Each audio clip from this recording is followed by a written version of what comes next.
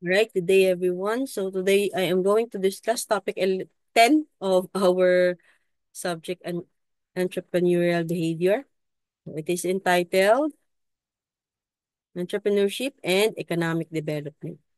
Okay, let's proceed. Let's identify first what is SMEs. Small or and business small and medium size enterprise or SMEs. No? For short, they are extremely important sa ating economy. So, small and mid-sized enterprise are businesses that maintains revenue, asset, or a number of employees below a certain threshold. No, SMEs are usually categorized by the number of worker employed, sales turnover, and capital employed. No, it's very important sa ating economy yung mga SMEs. So, every country has its own definition of what constitute a SMEs is all about. Now, different countries have different criteria and classification. No? So, ito yung example I have here, Canada. So, businesses with less than 500 employees are categorized as SME. No? Sa atin, yung 500 employees, marami na yan, no? So, hindi pa rin, nasa small and medium enterprise pa rin siya. Sa Germany, pag ang upper threshold nila is 250 employees, no? Consider yung business na yun as SMEs, no? Hindi pa siya large enterprise. In New Zealand naman, it is a 19 employees, no? 19 employees. Consider na yun. Mga pag 19 employees, consider pa rin as SMEs. In European Union, the upper limit is 250 employees, no? And 50, okay. Sa European Union, hinati nila, no? Hindi siya SMEs. Meron sila medium tas small, no? Kapag 250, they consider it as medium. Pag 50 employees, small size enterprise ang tawag sa kanila. In United Kingdom, no? So, they categorize yung SME turnover. Yan. So, kapag they consider is SME kapag meron silang 5.6 pound million, no? And yung employee count nila not more than 50. And they consider it as SME. Now, in the Philippines, no, meron tayong two criteria in operationally defining um, M, eh, MSMEs, no? Namely employed and asset. No? Sa PSA, kinaklarify ang enterprise as macro if it is less than 10 employees.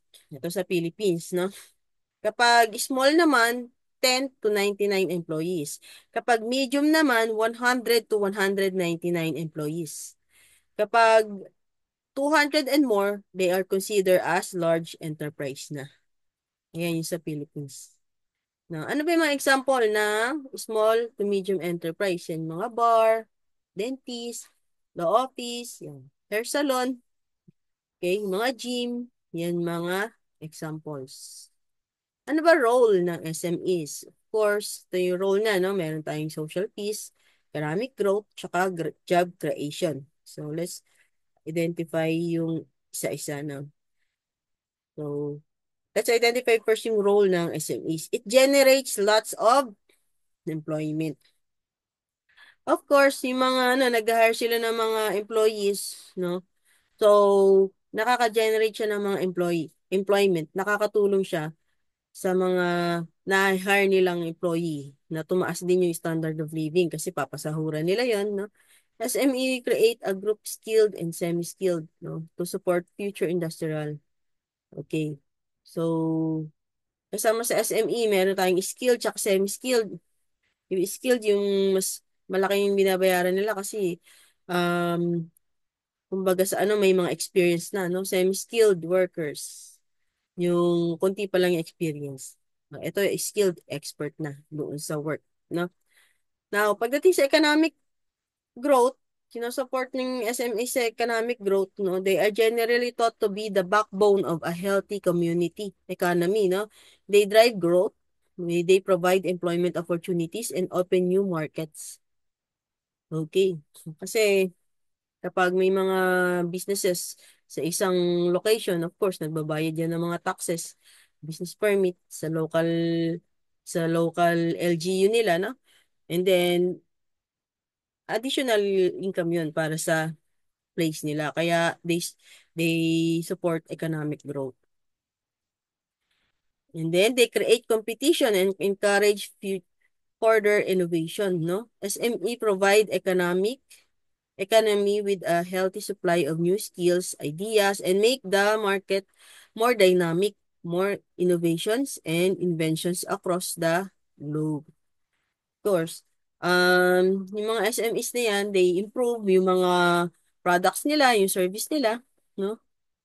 So, they encourage innovations. Ito yung last, no? They promote social peace. SMEs adapt fast to a dynamic business world by switching to a e-commerce and online transaction of goods and service. The advancement in technology has not eased out the process of selling and buying. It has helped the entrepreneurs to cut costs on advertising and marketing too. The various e-commerce platform make life easy for SME. So, social peace. So, they make it easier for the consumer to buy their product. Kaya yung iba nag-o-online na, ano? Um, they use e-commerce platform para mas magpadali makabili yung mga tao sa lugar na yun. Now, meron din tayong tinatawag na MSMEs. So, micro, small, and medium-sized enterprise. So, contribute to achieving the 2030 Agenda for Sustainable Development and Sustainable Development Goals, yung SDG, no? Yung MSMEs help reduce level of poverty through job creation and economic growth, no? They are the key drivers of employment. They give decent jobs, no? Entrepreneurs for women and youth in the groups of vulnerable situations. So, ang example ng mga SMEs, ito naman yung mga sari-sari stores, yan yung mas maliit sa SMEs. Kasi micro na siya, no? Mga sari-sari stores, yung mga naglalako-lakos dyan sa mga ano lang, yung mga maliliit na ano lang, naglalako lang, naglalatag lang yan, micro. Um, Enterprise sila. Ang tawag dyan. Yung mga gumagawa ng mga homemade, yung mga, di ba, yung mga nanay, yung gumagawa ng mga homemade, sabihin natin, ng iba-ibang food na homemade. Titinda sila ice candy, ganyan. Yan yung tinatawag na micro. Hanggang sa lumaki sila. At maging small, medium enterprise na sila. Okay? So, these are the reference of our topic. It is very short. So, that's it for our topic number 10. Thank you for listening and see you next meeting.